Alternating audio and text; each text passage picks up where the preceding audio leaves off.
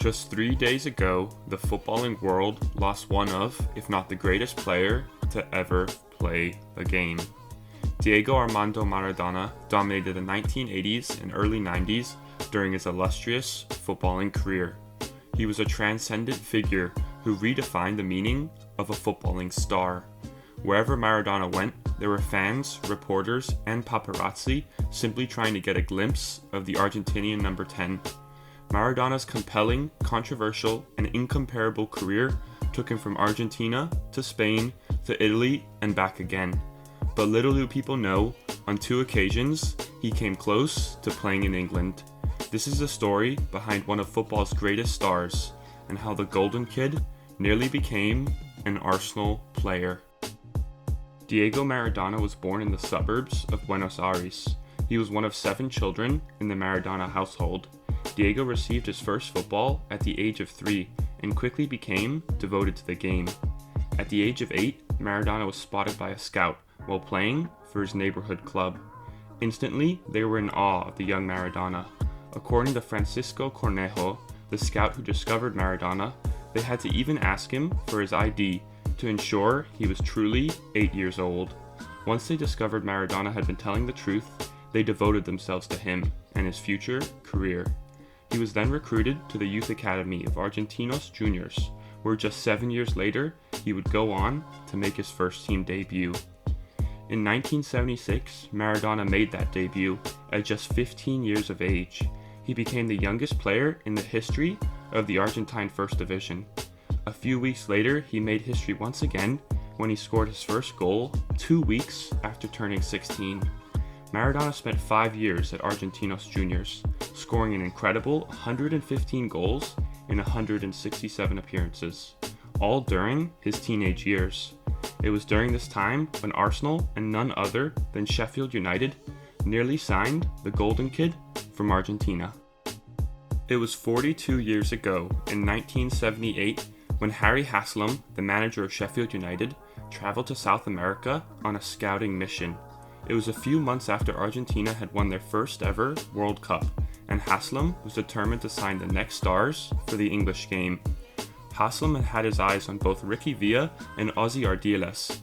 The pair had been earmarked for a deal worth £750,000, but Sheffield United couldn't afford the money that was required at the time. Eventually, Tottenham swooped in and signed the pair of World Cup winners. It was then when a teenage Maradona caught Haslam's eye while playing in Buenos Aires. Haslam, like everyone else, was in awe of Maradona. They quickly negotiated a deal which was accepted of £400,000, but the chairman of Sheffield United, John Hassel, eventually concluded that no player at 18 years of age was worth £400,000.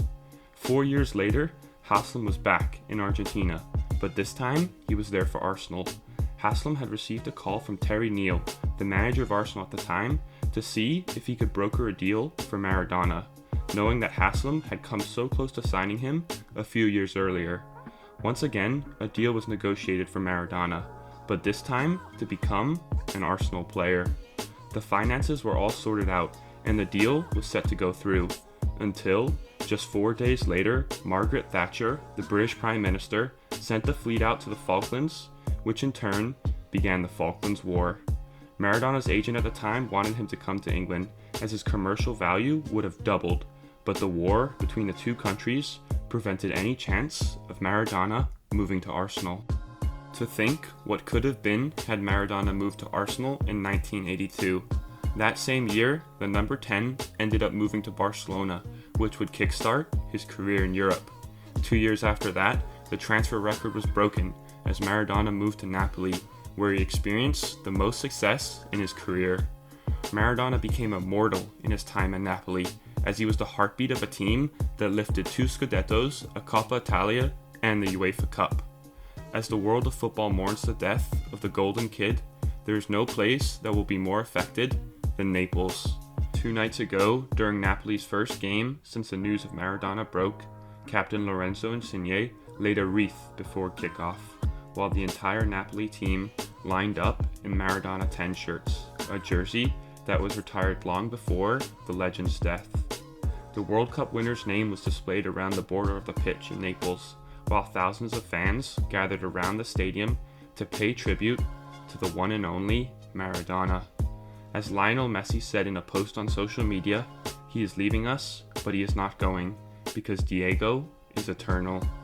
I want to finish with this clip of Maradona warming up in 1989, which I believe highlights his passion and love for the beautiful game, a feeling we are all very familiar with. Rest in peace, Diego Armando Maradona.